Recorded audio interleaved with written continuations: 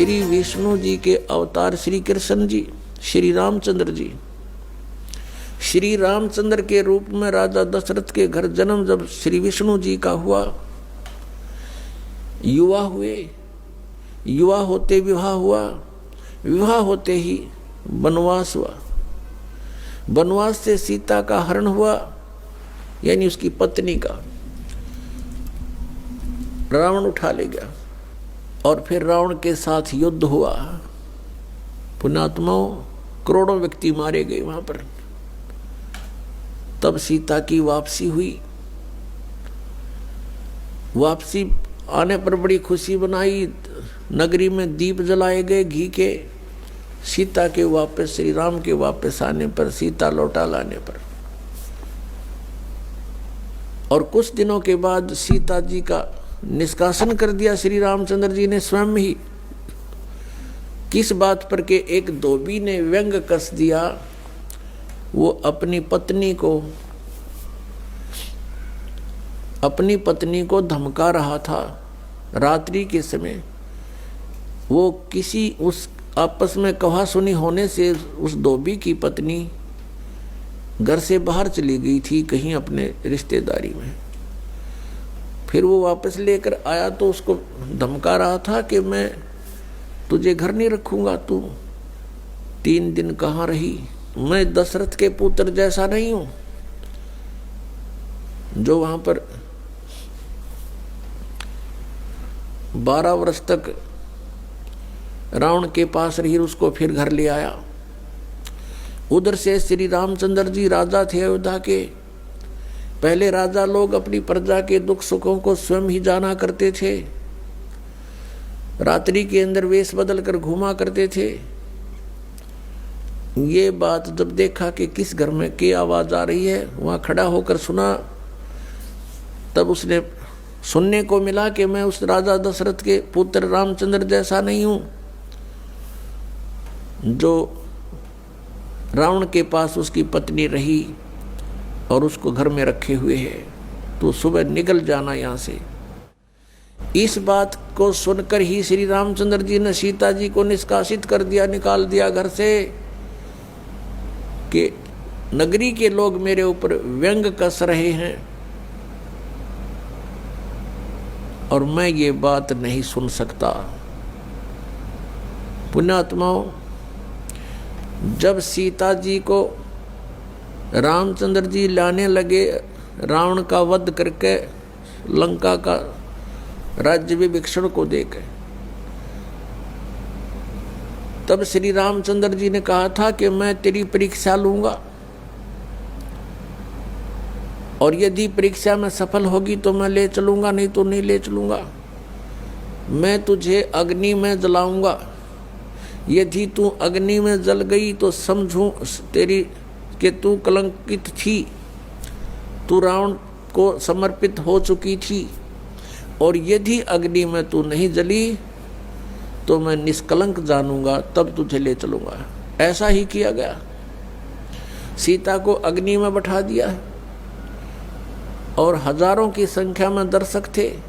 सीता जी नहीं जली और सब ने कहा कि भगवान निष्कलंक है, माई निष्कलंक है, और इतनी कठोर परीक्षा लेकर के वापस अपने घर लाया था। और फिर एक व्यक्ति के कहने से श्री रामचंद्र जी ने उसको निकाल दिया, अपनी पत्नी को। तो कहाँ गई वो उसका अपना जजमेंट। तो ऐसे ये राजा के योग्य भी नहीं थे ये लोग, और हम इनको भगवान मान रहे थे। एक गर्भवती औरत को अपनी को घर से बाहर निकाल देता है, कहीं मरो कहीं जाओ, कोई बात थी या? फिर परीक्षा लेने की क्या जरूरत थी? और क्यों इतनी दुनिया मरवाई, फिर छोड़ देता रहे, रावण के पास ही रहती हो। पुण्यात्माओं, यहाँ का राजा काल भगवान है और ये नहीं चाहता कि यहाँ के प्राणियों को परमात्मा का पता लग जाए, जिस कारण से इसने इनको भगवान सिद्ध करवा रखा था अपने नकली दूतों के माध्यम से। और फिर क्या होता है लास्ट में, श्री रामचंद्र जी ने अश्वमेघ यज्ञ घोड़ा छोड़ दिया कि पूरी पृथ्वी पर शासन प्राप्त करने के लिए कि इस घोड़े को जो पकड़ेगा वो युद्ध करे मेरे साथ। वो घोड़ा उन्हीं के पुत्रों ने, जो सीता जी ने बाहर जाके जन्म दिया था ऋषि वाल्मीकि की कुटिया में, एक पुत्र गर्भ में था, दूसरा फिर वाल्मीकि जी की मिसअंडरस्टैंडिंग के कारण एक घास से यानी कुसा से, या घास होती है डाब, इससे एक लड़का बनाया था। ये अलग कहानी है, फिर बताएंगे। तो लव और कुश नाम से प्रसिद्ध हुए। लव तो सीता के गर्भ से जन्म हुआ था और कुश को वाल्मीकि जी ने अपनी भक्ति शक्ति से उसको बनाया था।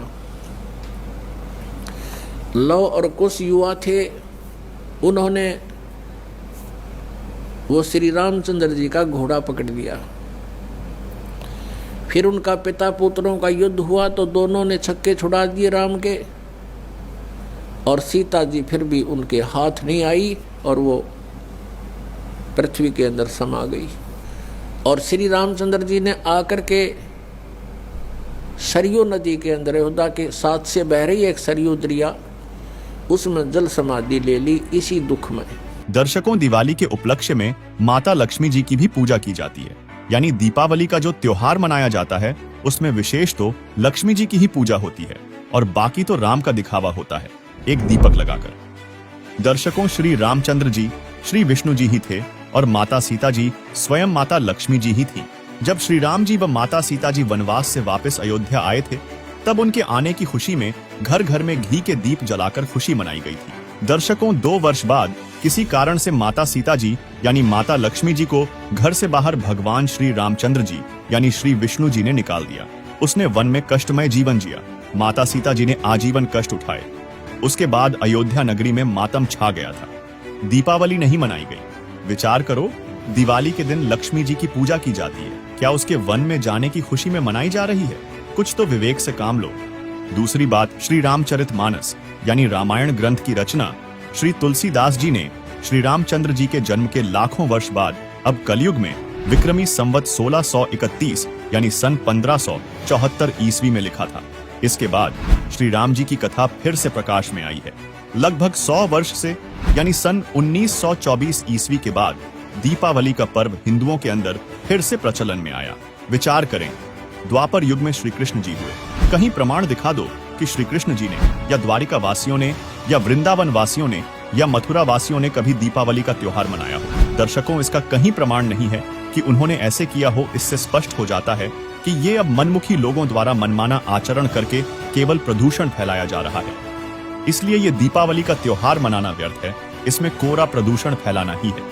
श्री विष्णु जी यानी श्री राम जी तथा माता लक्ष्मी यानी माता सीता जी के कष्टमय जीवन को याद करते हुए इस काल के लोक से निकलकर सतलोक यानी गीता अध्याय 18 श्लोक 62 में बताए सनातन परम धाम को प्राप्त करने के लिए साधना करनी चाहिए।